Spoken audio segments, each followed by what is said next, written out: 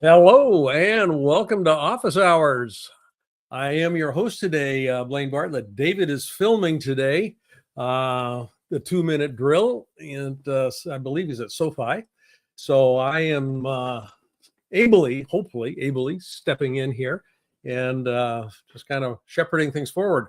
We are number 768-ish in the Office Hours. Gigi, our producer, was asking me how long I've been doing this.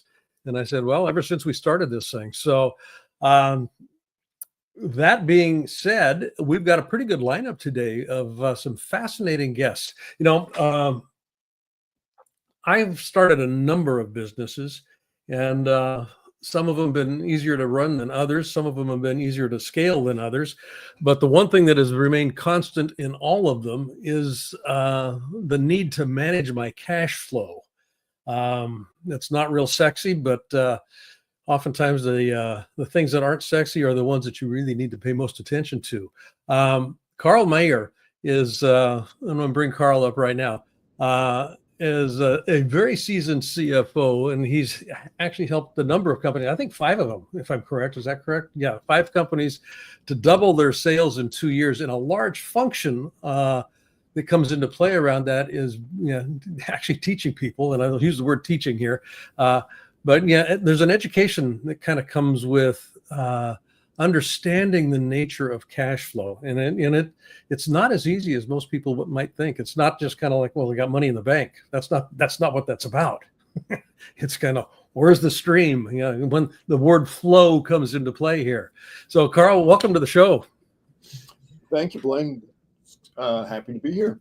Well, it's a pleasure to have you here. And as we were talking, before we started here, David does want to speak with you about this stuff, and we'll have you on one of the other shows here.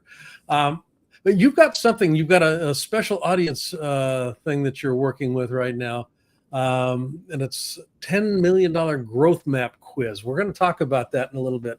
But why the focus on cash flow for you? And now I recognize as a CFO that's going to be part of your wheelhouse, but what is it that has just made that particular element stand out and has caused you to be able to leverage it in the way you do it? Well, I think the point of it is cash flow is how you go out of business. How you stay in business and how you go out of business. Yeah. Right. I've seen companies with no revenue, with no profits, and they are able to stay in business often for years. Amazon comes to mind.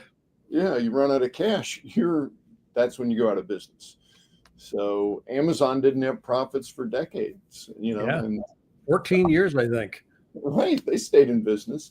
So, a banker that I've known for many years told me that most of the bankruptcies that he experienced were within 12 months of record sales for those companies he's working with. Now, that is a fascinating statistic. Isn't that? Yeah. Kind of tease that apart a little bit. Why would that be so? Excellent question. So when you're growing, you're typically using cash. You're paying your employees, you're paying your vendors, and then you sell the product or your service, and you don't collect for weeks and sometimes months later. And so the faster you're selling, the more you're selling, the more cash you're using. And that's kind of counterintuitive. It's because when you get started, you're like, man, if I don't sell something, nothing happens. Right. So, but once you get moving, it's like you're using cash in there. So that's kind of the thing that happens.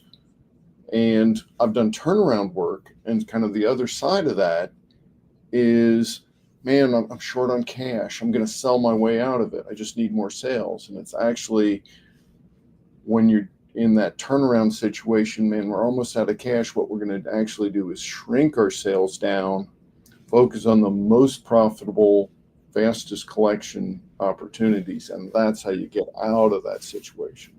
Yeah. Yeah, so it's a question of receivables and the term that you've actually put in place there. This is a real useful metaphor for me. You ever been in the shower, in a hotel room or something like, and you're trying to get the water temperature right in the shower, and you flip the nozzle one way, and and all of a sudden it's just too hot, so you flip it back the other way, but the lag hasn't kicked in yet, and it's still not working. All of a sudden you're freezing cold again, and being able to manage that flow, and it's an incremental piece. Move it, test it, move it, test it, move it, test it. That's the sweet spot. So in the work that you do, I mean, that's my metaphor. I'm not sure how applicable it is to your way of thinking, but if it were to transfer over here, how do you work with your clients to have them begin to understand that big swings are not going to be something that you're going to be applauding at the end of the day? Right. Sometimes, when you're at a party, a little excitement's a good thing. But when you're running your business, too much excitement may just stress you out and maybe even freak you out. But I think your analogy is pretty spot on there. That wow, if we slow things down, it takes a little while before we realize, whoa, we got a problem. And if you speed it up too fast, it takes a little while to realize it. So one of the tools that I help people put into their business helps them look into the future, weeks or months into the future, so that they can get ahead of the problem. I mean, if you've ever tried to collect from one of your customers and they say, yeah, we'll pay you in 2 weeks. Oh yeah, we'll pay you in a week. And then the day comes and they don't pay you and they don't call you. And you're like, what the heck happened? You are not a happy camper. On the other hand, if you call them up and say, hey, your payment's due in 2 weeks, are we good? And they're like, wow, buddy, can you help me out here? I want to pay you, but it's going to be 3.5 or 4 weeks. Can we live with that? And you're like, that hurts, but man, thanks for letting me know. And but that's a hard call to make, to pick up the phone, call a vendor, and say, I want to pay you, but I'm going to have to push out a little bit. Yeah. But if you've got the tools to do that, man, your relationship with that vendor is going to be a lot better. Well, and that's the point that I was hoping that you would land on with that. And all an organization is a collection of people in relationship. That's all any organization is. And if the relationships are working well, you got a pretty good shot at being successful. But relationships are fueled by trust and communication. If trust is the foundation, communication is the gas. And that's right. Keep it running. So your idea here of scaling, entrepreneurs want to get big and they would like to get big as fast as they possibly can. But and I was really struck by the Amazon example here. I mean, they had revenue, but they did not have profit. But they stayed in business because Bezos was in his team. And I'm not going to give all the accolades to Jeff here, but they were able to manage cash flow in a very strategic way. And the street understood it to a significant degree. And they knew what the game was. And now they're market cap over $1 trillion, and he's one of the wealthiest people on the planet. So there's magic in this when you start to pay attention to it in the right way. You've got a map quiz, a 10 million, and I'm looking way over here to my notes here. $10 million growth map quiz. Can you talk a little bit about what that is? Because I've got a hunch it feeds directly into where we're going with this. Yeah, the quiz is going to help you kind of look at your situation and understand, what the key, where you are as far as key levers for growing your business quickly. And cash flow, of course, is the central one. But there's a few other things that come up that will kind of help you understand where you can, kind of best tweak your business to move ahead more quickly. And if there's something that's kind of holding you back a little bit, and, once you know that, a lot easier to work on it. Yeah, I was talking to a client today, and he was having some challenges, building a little anxiety in his own body around, his receivables. And I said, "Are you familiar?" And I said, "Okay, have you talked to your client about their payable process? Where are you in their process?" He said, "I don't know that they've got a process. I sent them an invoice." I said, You need to find out just kind of how they actually sequence this, because that's going to, I don't care if you put due on receipt or due in 30 days. If it doesn't match their system, they're not going to tweak their system to match your invoice. You're going to have to actually accommodate where they're at with this. Anyone? I never thought about that. Yeah, that's a good point. Absolutely. You've got to understand the other side, just like you said, communications and relationships. So, yeah. Karl, where people can find out more about what you're doing at cashflowguardrail.com. Is that one piece, as well as Abunden, and I'm going to pronounce that one right, Abunden.com. Abunden.com, and of course, my favorite is just on LinkedIn. It's easy. Everybody, can find me, Karl K. Maier, at LinkedIn. And look me up. Okay, I'll reach out and we're going to get connected. Sweet. Thanks. Okay. Hey, thanks for being on the show. And again, David sends his apologies. We will have you back on another show. Fantastic. Look forward to it. You bet. You take care of yourself. Wow. Cash flow. Yeah, cash is king, but the flow of cash is how cash flow, or how cash becomes king here. So you want to pay attention to that. And it's kind of, speaking of that, when you start thinking about how business runs, there's a blueprint to it. And I'm going to just kind of riff here a little bit here. Strategy. When I think about how most businesses typically operate, we've got vision, then we've got a strategy, and then we've got tactics. And the strategies, it's our best guess as to what is the best pathway to get to the promised land. And then the devil's in the details, which is where execution comes into play. So what we want to look at is, how does strategy actually get created, developed, and identified in a way that you can actually more or less say, I can go to the bank with this? And then you've got to do the work anyway here. But our next guest, Avi Vatsa. Avi, here he is, all the way in from Dubai. How you doing, Avi? I'm doing really well, Blaine. How are you doing? Hey, I could not be better, my friend. I was not too far from you last week. Well, actually, I was kind of somewhere halfway between where I am today and where you are in Tokyo. Oh, wow. Yeah, I love Dubai. Dubai is one of my favorite cities on the planet. And I'm glad I'm not there during the summer, though. Dubai is great, and I'm actually not there because it's so hot there right now. So I had to actually go to the southern hemisphere because it was too hot for me. So I'm enjoying the winters here in South Africa this week. Oh, yeah. You're down in Joburg? I'm in Joburg right now, heading to Cape Town very soon. And yeah. All right. Well, you are an AI innovator.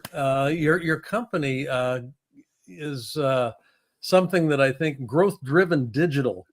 You managed to capture three really strong words: growth-driven and digital. What is it that you're actually focusing on? I introduced you by kind of focusing around strategy identification, and then ultimately, tactically moving it forward here. But strategically, what is it that you guys do? Absolutely. So I built 3 AI companies in the last couple of years, and originally, for the last about 10 years, I've been running this company called Growth Driven Digital, which is a digital marketing agency. And we've helped generate over $30 million in digital client revenue through digital marketing. We work with over 6,000 companies in 6 continents. And from Growth Driven, I sort of transitioned into AI about 2 years ago and acquired AI dev studio that was in emerging technology like AI, blockchain, and the metaverse. And so now my focus is building AI softwares and AI apps, and helping others do the same. There's I love the AI field right now. It is so dynamic.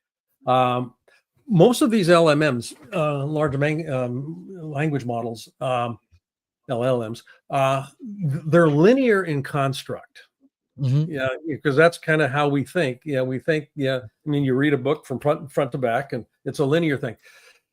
As we look at the real world, it's a spatial world. It's really three-dimensional, and it does not lend itself in terms of our living to just a purely straight line linear approach. Yeah. How are you taking into account with your AI work the spatiality of this? Well, it just depends. So that's absolutely true. And you're right. It is linear and it's based on probabilities. People think that the AI, the LLMs actually can think, but they don't think. It's like based on probabilities. They're predicting the next word before and after what you're putting in there, right?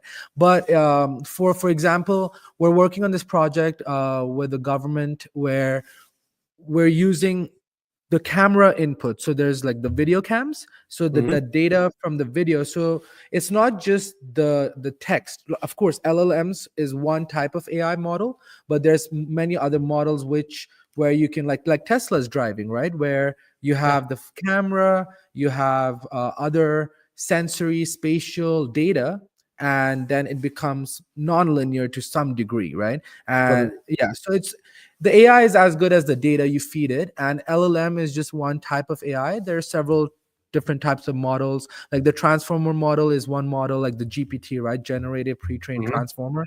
And LLM is just for words. Then you have the images, the videos, and the sound AIs, which are also very good and go beyond the 2 dimensions. That's, in speaking of dimensionality, that kind of leans me a little bit towards, and it's a bit of a non sequitur here, but towards a conversation around blockchain structures. And my question here has to do with a couple of things that I've read recently around quantum computing and the potential for cracking the blockchain that's represented with quantum computing. Yeah. The work that you're doing, a large part of your focus is on blockchain as a business disruptor, but blockchain itself could end up becoming disrupted. How are you squaring that circle? That's a very good question. And I've heard this question many, many times before. And you're right. Quantum computing is a known future threat to many current cryptographic systems, like that includes blockchain, right? Which is a cryptographic system. It's hashed and it's based. Quantum could crack blockchain most likely, but then I think that's just how the technology continuum works. If there comes a time where the computer can hack the blockchain, then the blockchain itself would evolve or would become useless, right? But I think we're at least a decade, if less, out from that reality, the post-quantum cryptography. But think about this, like if there's a quantum computer that is so powerful that could crack the blockchain, then it could be used to create another blockchain as well, right? Exactly. Yeah. So there, it's a circular problem, right? Yeah. That's how you square the circle. It's a circular problem. Yeah. But yeah, so I don't think the answer is to abandon the blockchain. It would be to evolve it, right? So post-quantum cryptography is actually already here. There's a few companies, one in the UK, one in the US. Oh, I think one in China as well, that's working on it. And there are forward-looking projects that are building quantum-resistant blockchains today, right? Okay. So yeah, so those are good bets. Yeah. That is outstanding. Now, you've got some, the Freedom Business Blueprint. This is something that you wanted to put in front of the audience here today. And by the way, I did not mention this. David is not available today. He's filming. I don't know if you heard that in the green room, but we're going to have you back on another show. He's filming a 2-minute drill today, so he was not available. That being said, the Freedom Business Blueprint, it's something that you've assembled here and that people can have access to by going to freeaigift.com. Can you talk a little bit about what that is? Yeah, absolutely. Look, so I've been doing business for the last 16 years. I started my first company at 15. I became a millionaire at 21. And I mean, I love business and I love helping people through business. But my real mission is really unleashing human potential, which for me means helping people create freedom, impact, and what I define as true happiness, which is, having a goal, and overcoming the barriers towards achieving that goal. So it's the journey towards achieving the goal, not achieving the goal, which is happiness for me, right?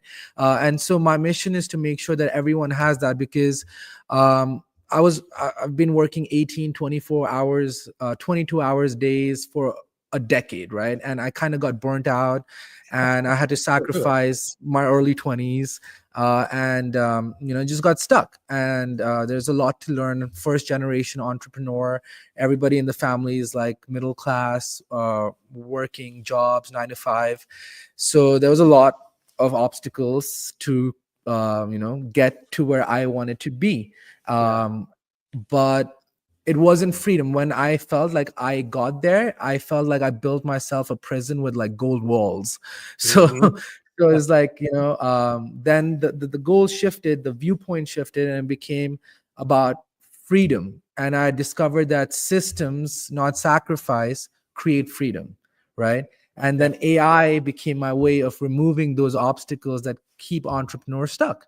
And for me, like I said, happiness is beating the obstacles I know I can beat on the way to a goal I believe in, right? It's like sports. Every time you get past a defender, every time you score a point or block the other team, you feel the rush, no goal, no game.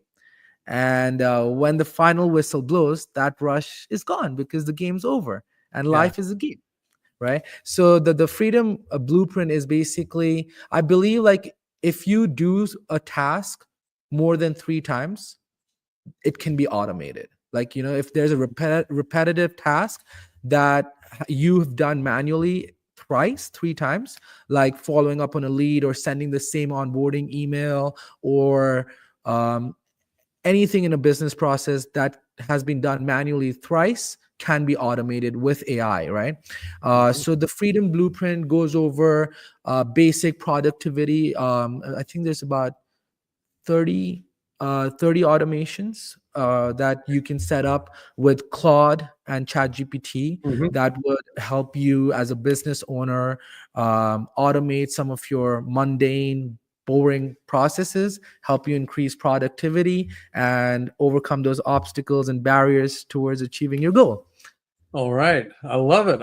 I'm gonna go to the website and pick that up myself. I've got a task that I've been doing that is driving me crazy right now, and I keep doing it over and over and over. Yeah. Well, what is it? Eating. What? Cooking dinner. Well, that's joking. a good one. I think you gotta call Elon Musk to get one of those robots that he has. I think so. For that. Yeah, and you can also, like, if you message me on Instagram, Freedom, I'll send you the blueprint and the message as well. So if that website is down for some reason, All right, folks. Avigatsa, I forgot to mention this, and I do want to land this so that people know this. You are the president of Youth for Human Rights India, also. Which that's right. We're not going to have time to talk about that, but I want to be sure that people got the sense that you've got this side of you as well, and that is a big deal. President of Youth for Human Rights India. I love that. I'm going to have you on my podcast, Soul of Business, because I got a hunch that there's going to be a fit there that we're going to be able to have some conversation around. So I'll reach out to you and get you scheduled on that. It'll be my pleasure, sir. Thank you so much for having me. You bet, Avi. And we can find more out at GG. We're going to put the scroll across the bottom. There we go. Driven Digital, Growth Driven Digital at growthdrivendigital.com. Avi, thank you so much. It was a pleasure. Have a good one. Bye. You too. All right. This is good. Hey, I told you we were going to have a good show today. We got some fascinating people, and we are circling the globe.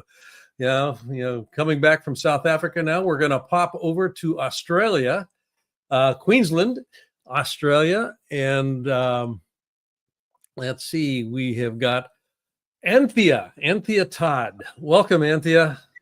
Thank you so much for having me. Oh, it's my pleasure. Now, are you in Brisbane? I'm on the Gold Coast, so about an hour and a half below Brisbane. Yeah, I lived in Brisbane for a couple of years. Oh, wow. A long time ago. Yeah. Did you like it? Oh, I loved it. Yeah. The problem was surf was up and the staff was out. So it was a bit I know, that's the thing. It's a beautiful place to live. You hardly want to work.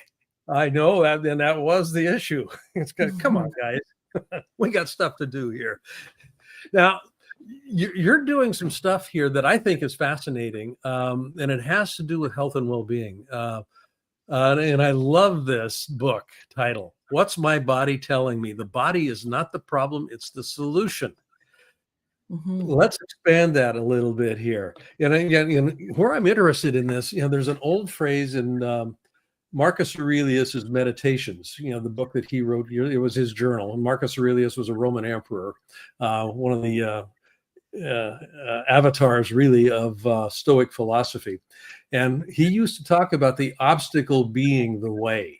Yeah, the obstacle is the way. The problem is the way. The problem wouldn't exist unless you were on the path to where you wanted to go. So I'm just kind of making some stuff up in my mind here based on the title of your book. But what's my body telling me? If I got this thing going on, it's a signal for something I've got to assume.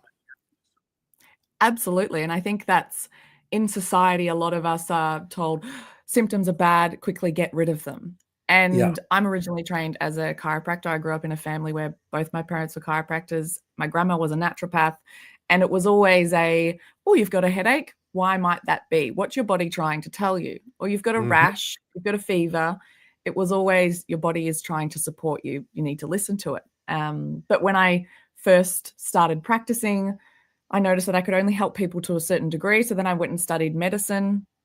And then I went and studied functional medicine and energetics. So really what I love to do is help people listen to their body differently. So whether you're listening in a medical sense where you're like, oh, is this something that I need medication or surgery for? If not, amazing news, because I see a lot of people that go, I went to the doctor and they said everything's fine. I feel like I'm going crazy because I still have the symptoms. So this is where I help people listen to their body differently. And that's where the functional side comes in. And I think a lot of people probably find themselves lost in that space between where it's like, I have symptoms, but no diagnosis. Or maybe I have a diagnosis, but no one can tell me why. Like, what do I actually do with this? I don't want to be destined to a lifetime of medications that aren't really making me better. I'm just sort of putting up with it. So I think there's a lot of people in that space, and that's really the people that I help to listen to their body differently, really simply and easily. Yeah. The symptom is the most visible piece of illness. And, again, to kind of stress the analogy here a bit, that obstacle, that rock, that barrier that shows up in my path that I'm going, oh my God, I wish it wasn't here. I spent all my time and energy and money trying to get rid of, trying to chip away at, trying to move that symptom, that boulder, that rock, that problem. And in my experience with Western medicine in particular, that is a large focus of any doctor visit is, okay, what's the symptom? Here's the pill, get rid of the symptom. And that causation. I'd be very interested in how you answer this question for me. Max Planck, who was the father of quantum physics, spoke to the notion that we can get behind anything material. I mean, literally down to the level of electrons and quarks and all of this stuff. We can't seem to get behind consciousness. Consciousness seems to be the first cause, it's the source of everything. So, and I work with a lot of, I'm a teaching faculty of the American Association for Physician Leadership. So I work with a lot of docs, some of whom are in the functional space.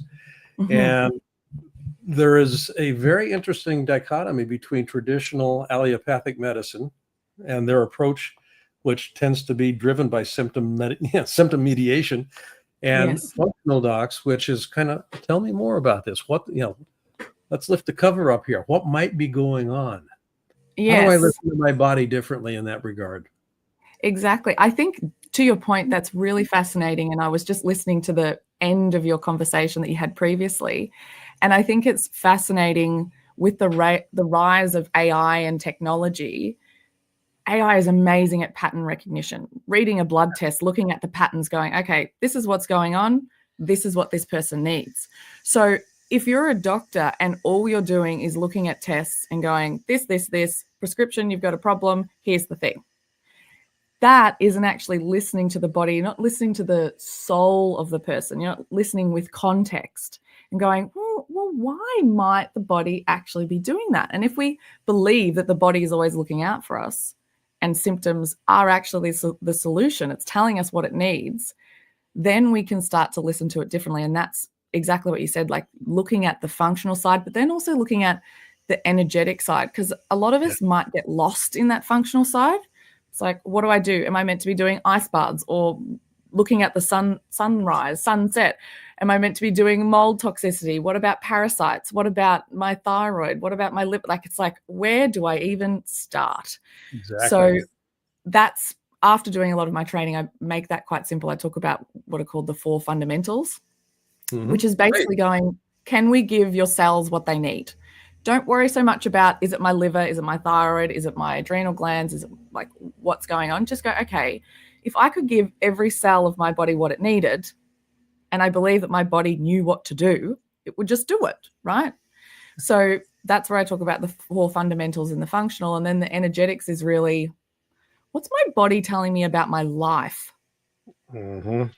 So that's listening to the even subtler whispers. But to be able to do that, we have to be able to connect to our body and trust it. And so many people are disconnected. We want to know, but we don't want to know. So it's different. Yeah, there's a book. I can't remember the author's name, but the protagonist, the opening line in the book is Mr. Flaherty, and I'll just make the name up here. Mr. Flaherty lived a short distance from his body, and that's my experience of a lot of people. I do a fair amount of somatic work, with some of the clients with whom I work, and the body's a living representation of belief systems. And it shows up in the body, in my experience. Now, I don't pretend to be anywhere near the sort of trained expert that you are in this field, but just as a layperson, when I can begin to look at my body as a representation of a belief system that is, being housed in this bag of skin, it's showing up in a certain way. Absolutely. You look at someone that thinks poorly of themselves, like, you don't have to be a trained person to know that person's hunched over, looking at the ground. They probably don't feel very highly of themselves, versus if someone's sitting up, shoulders back, eyes at the horizon. Exactly. Oh, that person probably seems a bit more confident. Like, we know, we don't have to be trained. We know that that's ingrained in our physiology. Yeah. It's the same. I talk a lot about to my patients. I'm like, okay, how are you feeling stress-wise, moving, spaciousness in your day? And I say, I want you to pretend like you're a lioness. I work a lot with women, sometimes with men, but mostly women. I said, how would a lioness walk? How would she talk? How would she go about her day? She's moving slowly with certainty, grounded. She almost has a little bit of this sensual-like feeling, because she knows she's a predator. She's not prey. No one's out to get her. Right? She's the top. Yeah. So versus if you're running around trying to get everything done, like, what do you look like? You look like prey. So your body doesn't know. So it's really cool when you're like, oh, okay, I can listen to my body, but also you can use your body to help you. It goes the other way as well. Yeah. Yeah. So the whole notion. Go ahead, please. I was going to say, there's a lot of people that one of the fundamentals is nervous system to look after in the functional side. And a lot of people, I'm looking after my nervous system. I'm doing everything I need to do. I've set aside 20 minutes to do my meditation, and then I'm doing this ice bath, and then I'm doing this, and then I'm doing this. I'm like, okay, well, how do you feel when you're doing them and you're rushing between them? Like, actually, how about we just slow the pace, do things that actually feel amazing to you, have spaciousness. That's the thing that's going to tell your body that you're safe and you're okay. It doesn't have to be all these other things. That's why we call it dis-ease. The body is not at ease. And if the body's not at ease, all bets are off. Exactly. Yeah. And it's always going to talk to you through your symptoms. And I think having the curiosity when a symptom comes, as opposed to, oh, I hate this. And look, I'm not perfect. I struggled with adult onset acne. My skin was perfect as a teenager. And then in my early 20s, when I started working as a practitioner, terrible, like blood-filled, painful cysts. Went and goes, okay, I'm going to study 2 master's degrees, for goodness sake, to try and figure out what's going on. I'm going to go to the doctor, talk with them. Is it a hormonal thing? What's happening? Do I have cysts somewhere? what's happening with my adrenal glands? Like, no, everything's fine. You don't hit a parameter. If you're really annoyed with it, here's a cream, here's antibiotics, here's all these different things. Okay, then go and study functional medicine, go and see Chinese medicine, naturopath, chiropractors, dermatologists, all the different things. Still not really solving it. Then it wasn't until, because I wanted to rip my skin off my face. I didn't want to be in any photos. It was just like horrendous. I hated it. So this is for anyone that's like, oh yeah, your symptoms helping you. I get it when you're like, I hate this symptom. I fully get that feeling. But when it wasn't until I actually sat, and I often speak to different parts of my body. But I find it interesting when I speak from that part of my body, not to it. So I was like, okay, if I was my skin, what would I be saying? And it was like, I'm so irritated. It was like screaming at me. I was like, I'm so irritated. I'm like, okay. And just witnessing it and going, what are you irritated about? And just being curious and then going, oh, okay, I'm going to remove these things out of my life that are irritating me. And I'm going to go about my life. Like, how do I want to feel? I'm like, oh, I want to feel alive. Like, my name's Anthea. So I'm like, alive Anthea. That has a nice ring to it. Okay. Yeah. So now every decision that I make, what would alive Anthea do in that situation? How would she go about it? How does she feel? And then lo and behold, little tiny things. Now my skin is as clear as it's ever been. Not because of medication, not because of it. And also I love my life. So it was listening to my body to guide me and keep me in alignment. So my symptoms were telling me there was something out of alignment. And that's really where that energetic part comes in. Yeah. The body is a fascinating element of nature. And it heals itself. We have. It is. It's, my body's my best drug. Yeah. I love that. Make that a bumper sticker. Yeah, there you go. Okay. Dr. Anthea Todd, the book, I love the title of this. What's My Body Telling Me? Your body isn't the problem, it's the solution. Your body is the solution. And you can find out more about what she's up to. Gigi, we got the scroll coming. There we are at femalefundamentals.com.au. And that's what you get for being in Queensland, Australia, on the Gold Coast. Thank you so much for having me. Oh, Anthea, thank you very much. It's been a pleasure speaking with you. Thank you. Thank you. You bet. Take care. Folks, that's office hours number 768. I am your host today in David's absence, Blaine Bartlett. You can find out more about what I'm up to at blainebartlett.com. And I would invite you to, just kind of explore that website a little bit. We got a whole bunch of stuff on the website that you can access. There's some free, there's a free book. There's a leadership quiz that you can begin to get into and kind of get a sense of what you might want to be focusing on if you're looking to develop your leadership effectiveness. All of that's available. And I'm going to just sign off with this notion. Everything in nature serves as a center of a distribution. It never serves as a center of accumulation. Nothing in nature thrives when it's solely focused on accumulating. Find a way in your life today, find a way in your life tomorrow to give something away, to give yourself away, give a smile, give a hug. I don't care what it is, but be a center of distribution. It's an abundant universe. You cannot outgive the universe, but you can give it a try. Go for it. This is Blaine Bartlett, Office Hours with David Meltzer, and we will see you on the next episode. Take care.